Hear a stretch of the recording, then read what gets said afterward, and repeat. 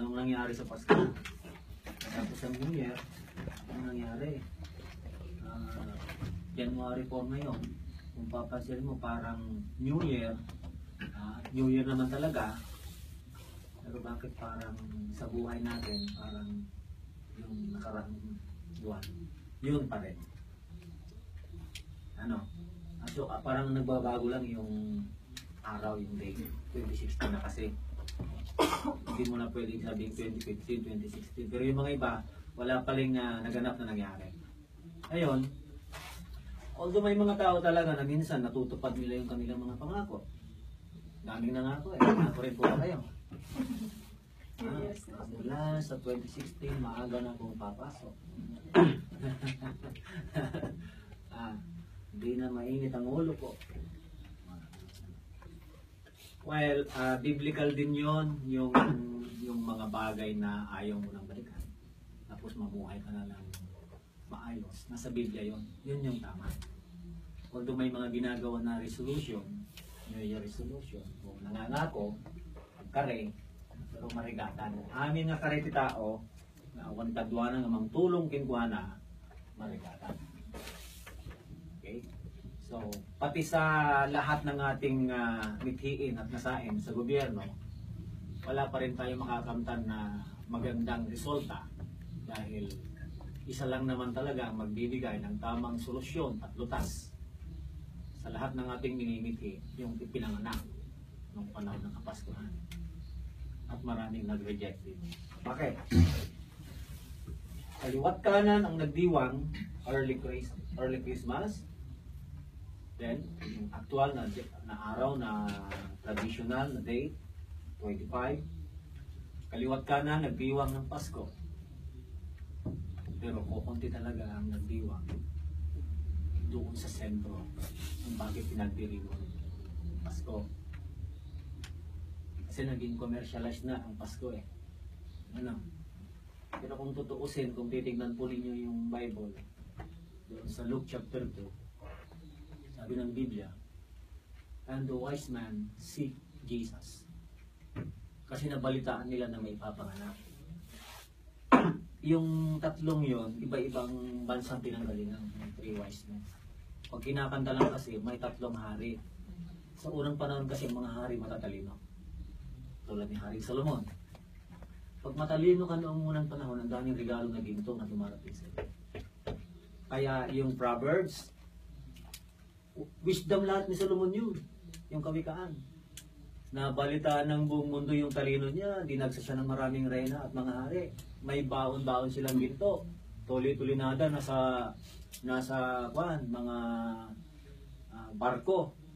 Mapakinggan lang yung wisdom, yung Proverbs. Mayroon din tayong kawikaan eh. Mayroon din kawikaan ng mga tayo. Yung ganito. Ang di marunong lumingon sa pinanggalingan. Tapos sabi ng isang nagsabi, pag matinik, malalim. Malayo naman yata. Di ba ang katuloy nun eh, ang hindi marunong lumingon sa pinanggalingan ay hindi makararating sa paroroonan. Pero iba itong ituturo ko sa inyo. Ano yon? Huwag ka nang lumingon sa nakaraan. Halimbawa, mag-asawa. Nag-away dahil yung lalaki ay womanizer o yung babae ay lalakinizer. Ano? Ngayon, itong Pasko alang-alang sa relasyon at pamilya, nagkasundo na magbabago na. So nabumuli yung pamilya. Pagkatapos ng Pasko at New Year ay inungkat ulit. Lumingan lang yung mister ng dalaga inungkat na naman. Lumingon yun sa nakaraan. Kaya nga, ang dapat dito, gaano man kaganda yung naging experience mo ng 2015, hindi ka makamove on kung lagi ang basihan mo. Walang basketball na uulitin niya yung ginawa niya nung nakaraang basketball. Iba. Iba na naman yung sistema. Kahit manood kayo ng mga nagdi-dribble, si Stephen Curry, halimbawa, ang galing niya mag-dribble, nung kalaban niya yung, hindi ko alam. Pag iba na yung team, hindi na niya maulit yun. Yung performance, di mo na pwedeng ulitin. Oh, pati yung mga nagsusugal. Ano? Kung nanalo siya kahapon, hindi niya maulit yun, baka matalo bukas. So ngayon, mag-aaral tayo ng Word of God. Ano? 2 beses akong absent. Ano? Dami kong appointment talaga. Pero, praise the Lord, unang Bible study natin, kaya pupunta tayo ngayon dito sa pangalawang Korinto.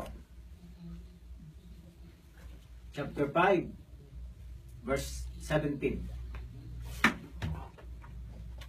Okay, para mabilis, basahin ko na. Kung mayroon kayong Biblia, sabayan niyo ako. Sa English muna.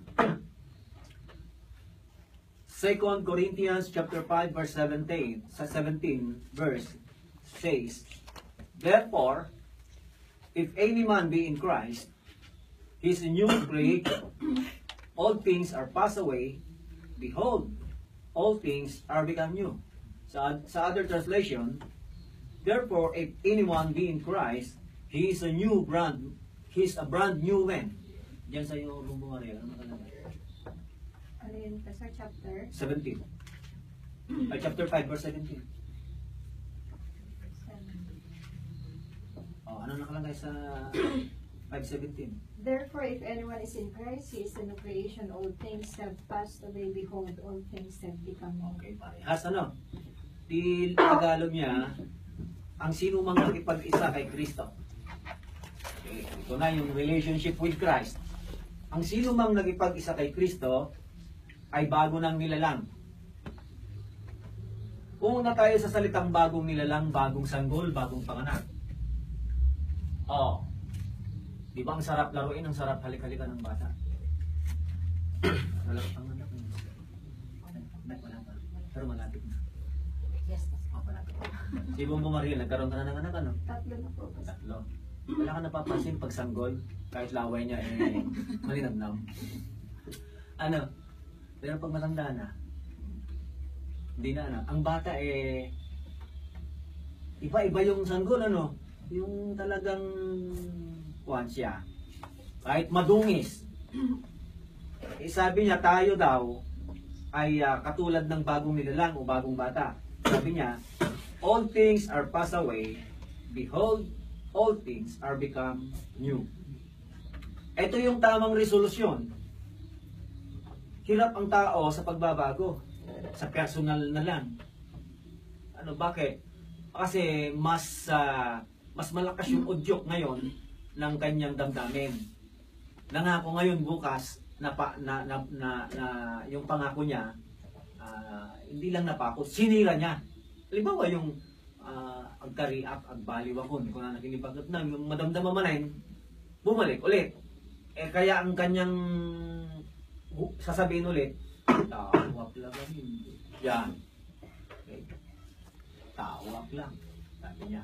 Kaya nga, ang ginawa ng Diyos ay ipinanganak ang kanyang ang Panginoong Jesucristo ipinanganak upang maging 100% tao para isang basihan o ehemplo na siya naging tao, dumanas na maraming tukso. Ngunit hindi siya nadaig ng tukso. Isa yan sa Matthew chapter 4. Ano yun? Sabi ni Satanas, kung totoong ikaw ay anak ng Diyos, gawin mo ngang tinapay ang mga batong ito. Kasi gutom na siya, 40 days and 40 nights na nag-fasting. Masubukan nyo na rin bang mag-fasting? Yung hindi kumain ng isang araw, o fast eating. May layunin kasi ang nagpapasting. Yung mga ibang nagpapasting, wrong fasting. Halimbawa, nagtampo, maghapon hindi kumain. Nag-away sila, hindi kumain. Nagkulong. Yung anak naman na, yun nga, hindi pinagbigyan, nagkulong. Nag-fasting. Kaya lang yung fasting, hindi makadiyos o kaya wala sa spirituality. Ito yung fasting na pagdaramdam, paninibugho, o kaya pagtatampo. Mayroon naman yung nagtatampo o kaya nagagalit, ang dahilan naman niya, lalong kumakain. Alak na tani, pananganan, tibusan uwan, so akan-akan mo dahil. Tibusan na, akan-akan. Pero bihira ang ganon. Sino sa atin ang may ganang kumain na nagagalit? Mahirap yata yun. Itong ito, nung pinagalitan ng mama nila, di ba, umiiyak eh. Kumakain, pinagalitan.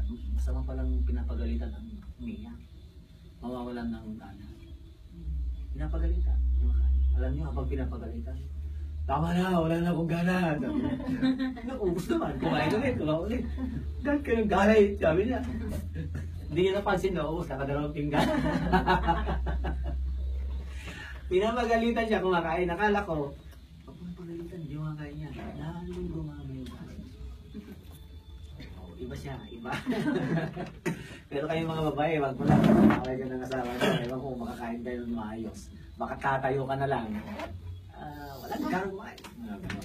Ito po yung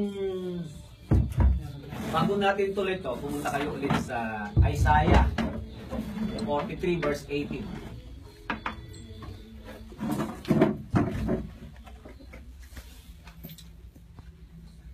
Una na Isaiah chapter 43 verse 18.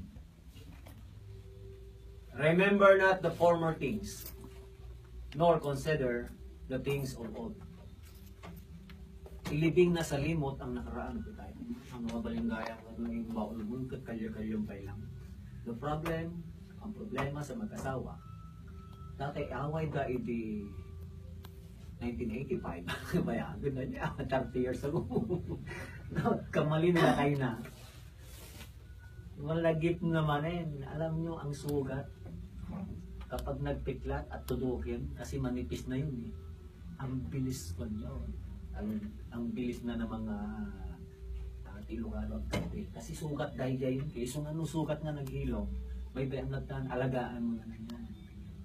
Lalo pag 3rd degree yan. Kaya ang dahilan kaya hindi makamove on yung mag-asawa o pamilya. Pag dumarating yung sitwasyon na may problema, sa anumang kadahilanan, kaya naman yan o anuman, bumabalik yung alaala. Totoo yung kasabihan, ang hindi lumingon, ang iniibig sabihin no, dati mahirap ka, no? Tapos, biniyayaan ka ng Lord, guminhawa ka, minamalit mo yung mahihirap. Yun yung ibig sabihin mo, yung, ang sino mang di lumingon sa pinanggalingan, baka babagsak ka rin. Kapag mahirap ka, at nangarap ka na darating ang araw ay guminhawa, at naabot mo yung kaginhawaan, ang ibig sabihin, alalahanin mo na nanggaling ka sa kahirapan. Hindi mo dapat apakan ang mahirap, bagkus tulungan mo silang makahon. Ang problema ngayon, yung mga dating mahirap din, yung yumaman, ang tataas na rin ng leeg. Hindi na marunong yumuko. May dapuan lang ng isang maliit na langaw. Akala mo mga kapatid ko na sa NPR na. Ay, Diyos ko, germs. Ano? Samantalang hindi ang paymayaman, iglas ko na, batay, aging lisin. Germs ka na. Ha?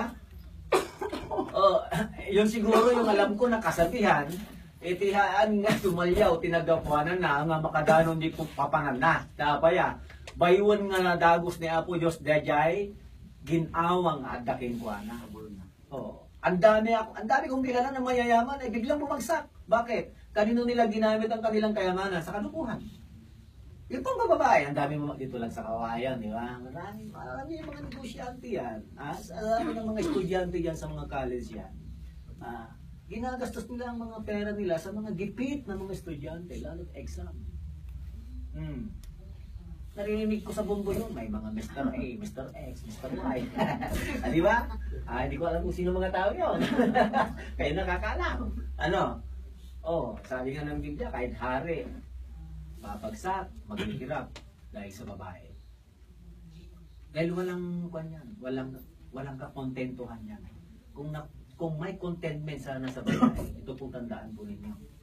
Kung may contentment sa babae, sana'y sinabi na ni Solomon, ay nagmayaten kinagatwasawa na, uray matayakon. Wala na mo nga. Apa yan? 1,000 asawa na. 700 di original. 300 di kabit. Yung kabit, yung mga katulong kasi ang gaganda rin. Concubine. Mga kapatid. Halimbawa, ako yung 1,000. Wag na kayo kasi babae. Ako na. Di maganda rin ako. Ano? Siyempre ang hari pag uwi maganda yan eh.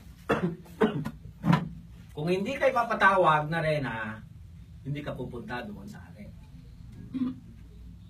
Eh kung ipapatawag niya araw-araw, halimbawa sabihin niya, si Alexis ako. Lunes, ako Lunes, umuwi ka na. Iba naman yung Martes. Si Alice, yan. Alexis kanina, Alice. Kung bibilangin mo, kung araw-araw na iba-iba yung dumarating niyang asawa, sa isang taon, 365 pa lang. Yung asawa na dumating. So yung una niyang tinawag, isang taon hindi na natawag. Ikaw na yung asawa na isang taon na hindi mo pa nakapiling yung asawa mo noong una. Oh, pangalawang taon, 365 plus 365. Yung magaling sa math. 700? 30? 20. Ha? 27 ka. O sige, computer nyo. 10, 12, Oh. 13, 7:30. 730. 2 taon na yung una niyang pinatawag, di pa niya tinatawag. Oh, paano yung 200 ay 730? 270. Kalahating kwan yun. Ibig sabihin mga kapatid ko, sa palagay nyo, memorize dyan mga pangalan ng asawa niya. Anak mo nga lang, nalilima, 4, di ba lamang birthday? Mo yung birthday yan na kiyo. Mga malipatan nyo yung birthday tiwagat yun. Yung birthday tiwagat mo. Bumula dyan. February 14. Kaya pala hindi nakalimutan. Kaya ba di makalimutan dahil Valentine's yun? Oo. Oo. Ibumutante. May 15 pa lang. Ikaw ba mo? Ingaabot din lang magad mo. January 30 pa. Una na nagitilan laki at managlilipat. Amen. Hindi naman sila malilimutin. Ito yung mga Takot sila sa asawa niyo. Ay, bumamari yan. Ano ba din lakay mo? Oh. Ay, pas. Yun ang problema kung minsan ulitin ko, kung satisfied ang isang tao sa isang bagay, kayamanan, o babae, o pera, o ano man, sana tumigil na ang tao sa paghahanap ng kaligayahan. Hindi tumigil eh. Oh. Hindi tumigil. Sabi nga ng isang nakuusap kong doktor ti babae, wala na. Babae mo tabagkatyo. Okay, biro kayo pala sa bali babae. Kita doon tabagkatyo. Dua mata na, may sabong na. Oh, kita nga amin, parehas di biro ka mo babae. Wala na kay, pay sumay. Ay na ibagan, di bagkat ko gamin sa bali rupa na. Sa bali marupa na at hindi makikita. Mana. Kaya pero tayo nasawam, ba't siya ang pinakasalan mo? Kundi ang talagang conclusion po noon, ang talagang lumalabas doon. Mga kapatid ko. Noong kasagsagan na ang misis natin o mister natin ay sariwa pa o kaya ay press pa, gustong-gusto mo, habang dumadaan yung taon, parang lumilitaw na nag-iiba na yung pananaw mo doon sa age, yung edad. Ay hindi tama yun. Dahil kung gagawin yun ng babae din, lamang din, masisira din. Diba? Lumipas na yung ganong taon. Kaya sabi dito ng pinapag-aralan natin, mga kapatid ko, remember not the former things. Kalimutan. Ibaon sa limot. Ibaon sa limot ang nakaraan. Tapos sabi niya, nor consider the things of old. Sabi niya nga, limutin na ngayon. Kaya nga New Year Hindi madali ang lumimot. Mga kapatid, dahil wala naman tayong amnesia. Tama. Pero kapag inuungkat-ungkat lagi ang isang bagay, hindi tayo makamove on. Sabi ko nga, isa lang ang hindi mo pwedeng kalimutan. Yung utang. Yung utang ko, hindi mo excuse yan na New Year rin kasi limutin na ang lahat. Ha? Kung gano'n, pati bangko sana. Nung loan ka, sabihin ng bangko, total New Year naman, wala na kayong utang. Di ang sarap umutang pag January. Dahil pag New Year pala, kalimutan ang lahat. At tinutukoy na kalimutan dito, yung old things. Ano yun? Yung luma. Kung papansinin ninyo, tatanungin nyo ako, ano naman kaya ang mga luma, Pastor? Siyempre ang mga luma, yung isang bagay na hindi nakapag